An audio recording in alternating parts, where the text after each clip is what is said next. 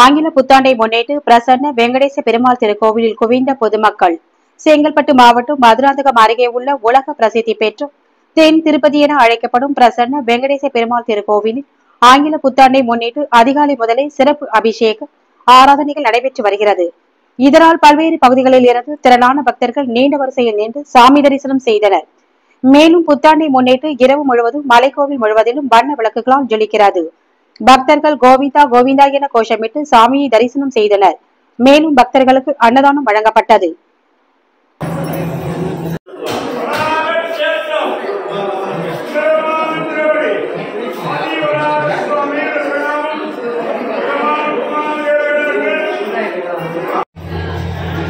Dale,